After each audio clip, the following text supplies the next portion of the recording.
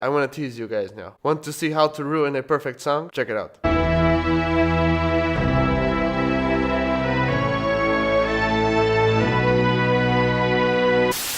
Hi, my name is Mark. Hi, my name is John Cena!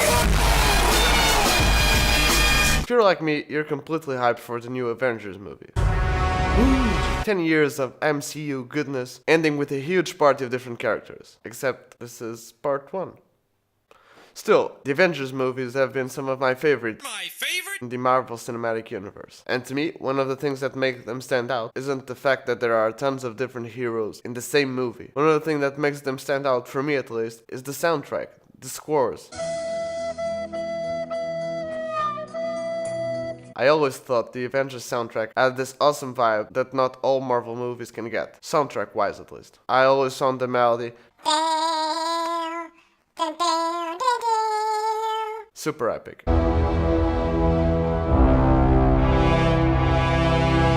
And I didn't really know why. I quickly found out why. The composer of this soundtrack, and I'm sorry if I butchered the guy's name, Alan Silvestri, has coincidentally composed the soundtracks of some of my favorite movies. I mean, come on, the guy did the Back to the Future trilogy, Forrest Gump, he did Who Framed Roger Rabbit, Predator 1 and 2, Delta Force, which is my favorite Chuck Norris movie, and I love Chuck Norris, Lilo and Stitch. Come on, I grew up with that shit. He also recently worked on Ready Player One, which is an awesome movie. I really liked it. It's like nerdgasm to the max. And as I said before, he was the guy that worked on the Avengers soundtrack and on the Captain America the First Avenger. He did those soundtracks. How can you not love this guy? Basically, to up the hype even more, I did a really quick transcription of the main Avengers theme, and I'm going to try and show you why it sounds so awesome and epic. What? Who knows, perhaps I'll even do more of these kinds of things from Alan Silvestri. God, please, no! No! As always, I did a really simple transcription. I didn't get every single instrument in here, nor did I transcribe everything perfectly. This serves just to get us an approximation of the real thing. It may not be like spot on, like dead perfect, but I think it will serve its point. Okay.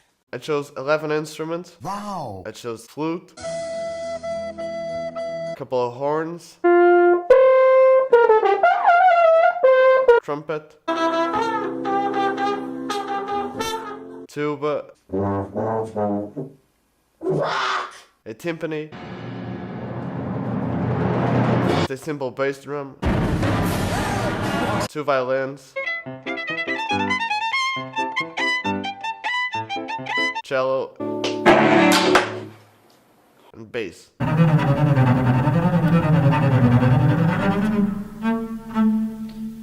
This isn't a full transcription of the whole piece. This is just a transcription of the main melody, which is the hook of the thing. When you hear the original piece, to me, the most important part of it are the horns. The horns help give it this kind of epic feel. You know, when you're watching like a medieval movie and this king or this royal character enters the scene and you get all these trumpets and things kind of signaling that character's entrance into the movie, those show that that character is kind of a big shot. Well, the same thing with this melody. Really?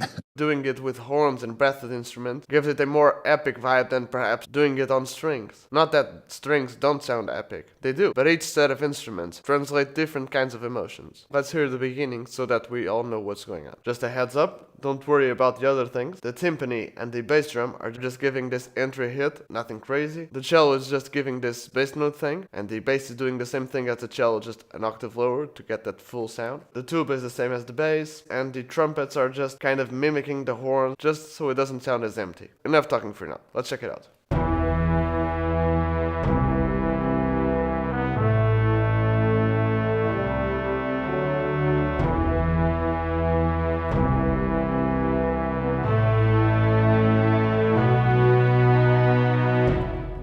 You can already feel the epicness of it. Hell yeah! The melody starts out as a simple power chord kind of melody. You get your E for a full bar, then you get an E again till the 8th note of the bar, which is a B, to then resolve to an A. You get that A for 2 bars, while that first horn keeps playing that A. The second horn resolves to E starting from G in half notes, so it goes G, F sharp, E. So the melody is pretty easy. Easy peasy lemon squeezy. In this first part, the bass section, which for me is the tuba, the cello, the bass, they all start out with an E.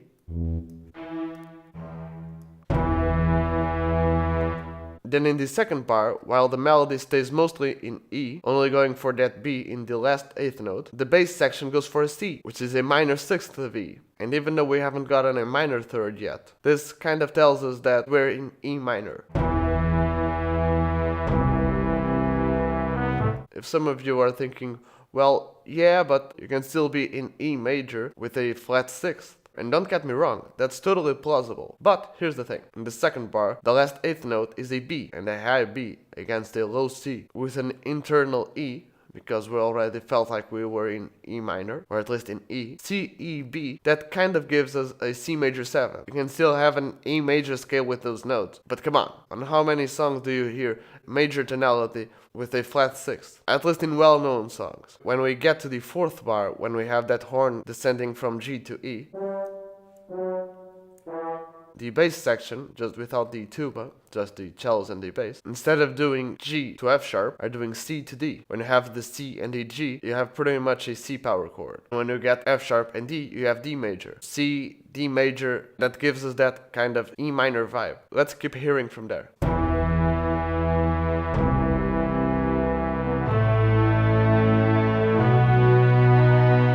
It is pretty much as before. Instead of going up from C to D, and instead of going from G to F sharp, go from F sharp to E flat. And this is one of those things that you can think different ways, having that internal E with a B, then an F sharp, you have this kind of E sus2 kind of a thing, and then you have a B major, and you'll resolve from B major to E minor. Any way you think about it, you still get the same vibe. And you can see the first note here, it's E, across all different instruments. This is where the song mostly builds up to the main thing. And you got this little line, which is then doubled on the violin. And you get this kind of eighth note pulse to build it up. And all you're doing is going from D to E, then from E to F sharp. No crazy chords, no weird rhythms, no special cadences, just going up the scale, building it up. Let's hear everything we've got till now.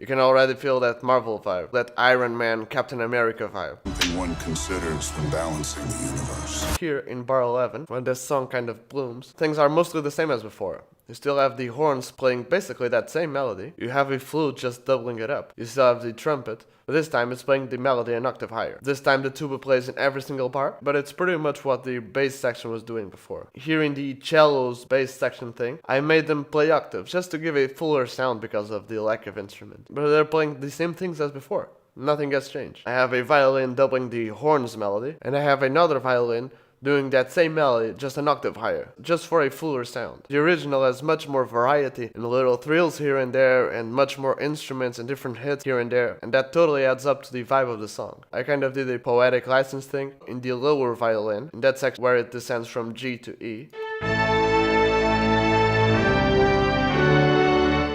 I had the lower violin, instead of going from G to F sharp, going from G to A, which is just a small little touch. Nothing huge, still gives us that D major kind of vibe. When that melody repeats itself in bar 15, this is where I think the interesting thing comes.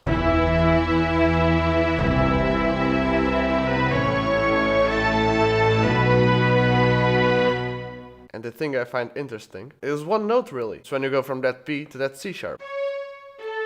C sharp is the natural sixth of E, but in E minor, having a C sharp gives us this Dorian feel. And the Dorian mode is a pretty special thing, without getting into too much detail. You know when people say major is happier than minor? Well, it's not about being happier. Major scales have a brighter sound, and minor scales have a darker sound. All you need to know is the more notes you flatten from a major scale, darker the sound. When you have a mixolydian scale is a major scale with a flat 7, so you have one flattened note. That mixolydian scale is slightly darker than the regular major scale. If you take Phrygian, for example, almost every note from the Phrygian scale is different from the regular major scale. It makes it a really dark mode. When you get to the Dorian scale or the Dorian mode, only has two notes of the major scale flattened, the third and the 7th, so it makes it the brightest mode of the regular major scale. Why does any of this matter? Well, here's the thing. When you have this melody and you're going for that high C sharp to resolve back to the A,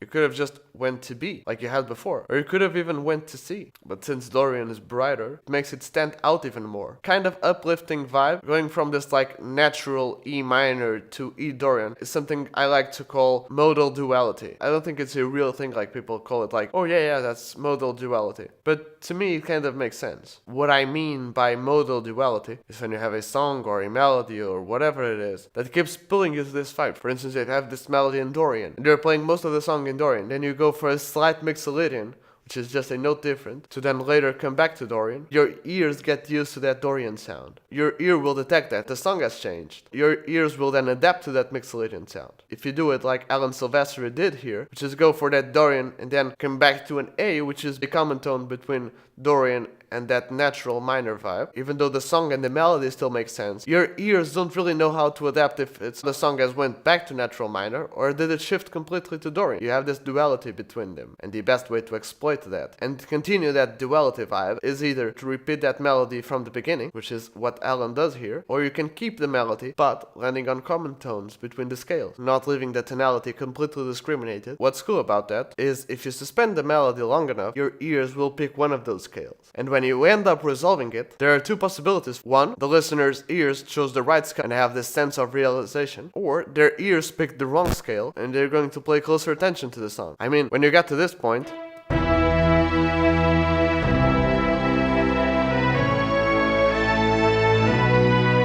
the melody didn't have that slight Dorian variation. If it had just kept that melody we had before, it would still be a great melody and a cool hook, but this little twist keeps the listener interested. I want to tease you guys now. Want to see how to ruin a perfect song? Check it out.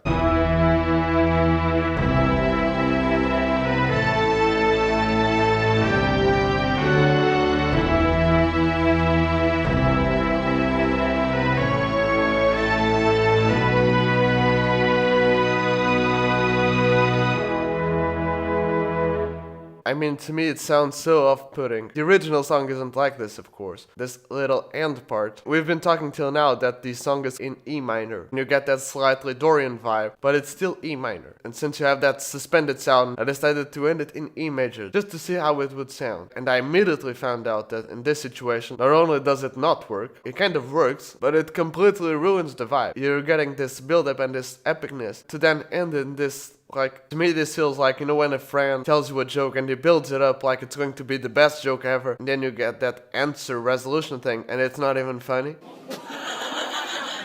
The video is getting real long by now. I'm going to play it to you one more time from the beginning. Shift it instead of E major to E minor. Hey, don't click off the video yet. If you can, wait a little bit more. I'm doing a giveaway that you're perhaps interested in. Come on, let's get to it.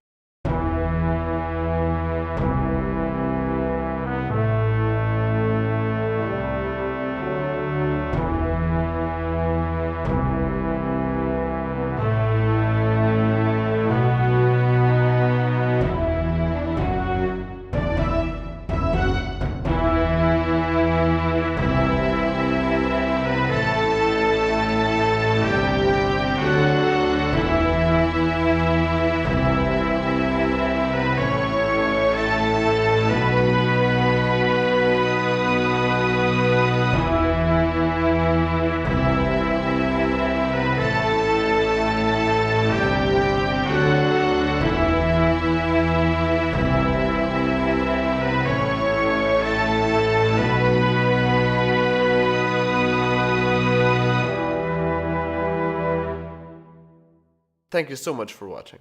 You're welcome! I've done a video like this before. I did a video analyzing a score from an anime series called The Gray Man. But to be completely honest, it didn't do so well. Really? From one side, I think it may have been because of the anime. It's kind of an old anime, and it's not really that popular anymore. Respect the elderly, mother. On the other hand, most of my subscribers are here for the guitar-related content, I guess. Or perhaps it was just because it didn't have as much memes. Meme review. No? Sorry. This time I chose a theme and a movie/series that is more popular, and it kinda serves as a teaser for the next Avengers movie that's coming in a couple of weeks. We'll see how this video turns out. Anyway, I hope you like it. If you did, please leave a like on this video and consider subscribing. These videos are serious hard work, and having your guys' support would really mean a lot. I've been trying to upload every week here on YouTube and on the rest of days on Facebook and Instagram. And to be completely honest, I'm kind of running out of ideas to make videos on. I've gotten a couple of suggestions from you guys, and I'm working on it, I promise. But still, if you guys could leave a comment telling me what you thought of the video and what kind of videos I should make, what I can improve on, I would really appreciate it. As always, I'm giving away free Skype lessons. Really? I can either teach you about guitar, or compositions, or songwriting, or film scoring, I guess. It kinda comes down to the same thing. I'll try to help you out as much as I can. And all you have to do to win one of these Skype lessons is to subscribe to my channel, turn on the notifications, follow me on Instagram, and like my Facebook page. And then DM me on one of those social media with screenshots proving that you did everything before. The lessons are limited though, so be fast. If you're into guitar-related videos, I have a couple of videos that I'll get on the screen just a few seconds from now. And if you're into composing and film scoring, I also have a video or two about it. I'll also leave my latest original song, and yeah, I think that's it. Finally! Again, thanks for watching, leave a like, subscribe, and cheers.